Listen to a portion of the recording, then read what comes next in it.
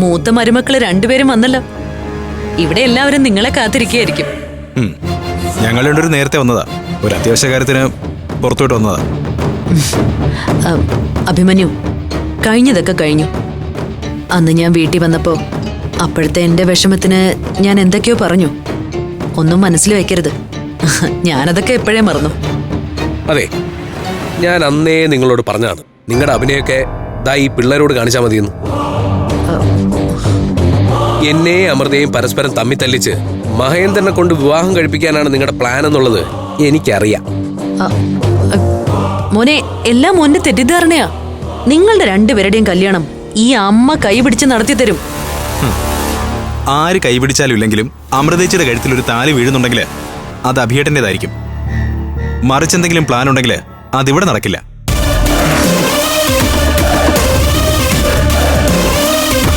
എന്റെ പ്ലാനുകൾ നടത്തിയെടുക്കാൻ എനിക്കറിയാം മക്കളെ. അമൃതയെ സ്വന്തമാക്കാമെന്നുള്ളത് മലർപ്പൊടിക്കാരന്റെ സ്വപ്നം മാത്രം. അഭിമന്യു, അമൃതയുടെ കഴുത്തിൽ ഒരു താലി വീഴുന്നുണ്ടെങ്കിൽ അത് മഹേന്ദ്രൻ കെട്ടിയ താലിയായിരിക്കും.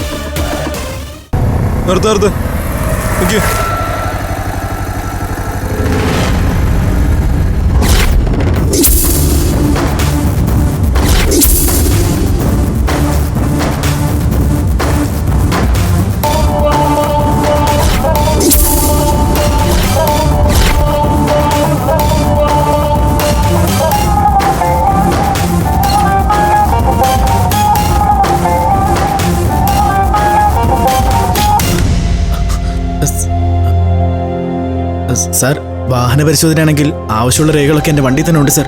അതൊക്കെ നിന്റെ കയ്യിലിരിക്കട്ടെ. നിന്റെ പേരിലുള്ള കേസ് വേറെയാ.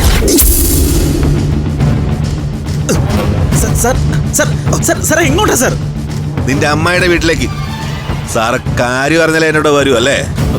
അതെ, വഴിയെ പോകുന്ന ഒരാളെ അങ്ങനെ ഒരു കാരണമല്ലാണ്ട് പിടിച്ചോണ്ടാൻ പറ്റില്ലല്ലോ. പിന്നെ ഒരാളെ കസ്റ്റഡിയിൽ എടുക്കും മുമ്പ് പാലിക്കേണ്ട ചില മര്യാദകളൊക്കെ ഉണ്ട്. ഓ, സാറിനെ റൂളും ചട്ടം പഠിപ്പിക്കുകയാണോ? എന്നാ കേട്ടോ, നിന്നെ അറസ്റ്റ് ചെയ്യ. ചാർജ് വധശ്രമം. വധശ്രമോ? മനസ്സിലായില്ലേ? മഹേന്ദ്രൻ എന്നൊരാളെ പട്ടാപ്പകൽ നടുറോഡിലിട്ട് ദേഹോദ്രവം ഏൽപ്പിക്കുകയും അയാളെ കൊല്ലാൻ ശ്രമിക്കുകയും ചെയ്തു എന്നത് നിന്റെ പേരിലുള്ള ചാർജ്. ഇനിപ്പോലോ അങ്ങനെ ഒരു പരാതി കിട്ടിയിട്ടുണ്ടെങ്കിൽ അത് അന്വേഷിക്കാനും എന്നെ കസ്റ്റഡിയിൽ എടുക്കാനുള്ള സ്വാതന്ത്ര്യം സാറിനുണ്ട്. അത് തന്നെയാ ഞാനിപ്പോ ചെയ്തത്. ഒരു ഫോൺ കോൾ ചെയ്താൽ പോലും നേരിട്ട് സ്റ്റേഷനിൽ ഹാജരാകുന്ന എന്നെ ഇത്രയും വലിയൊരു ഷോ ഓഫ് കാണിച്ച് അറസ്റ്റ് ചെയ്യേണ്ട ആവശ്യമൊന്നുമില്ല. ഓഹോ, ഞാൻ എന്റെ വണ്ടിയിൽ സ്റ്റേഷനിലേക്ക് വന്നേക്കാം. വലിയ ഔദാര്യമായി പോയി. ഞാൻ നിന്നെ വിളിച്ചത് നിന്റെ അച്ഛ വീട്ടിൽ സൽക്കാരത്തിന് പോകാനല്ല. വന്ന് വണ്ടി കേട്ടാ. ഇടാപോടാന്നൊക്കെ താൻ തന്റെ വീട്ടിൽ പോയി വിളിച്ചാൽ മതി. പോലീസുകാരോട് തറുതല പറഞ്ഞോടാ.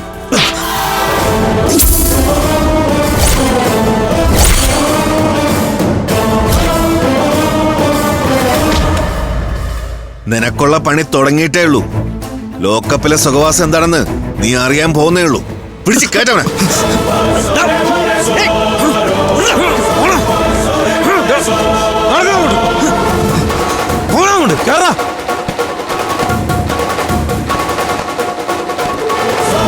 വണ്ടി ഇടും. ശരി സാർ.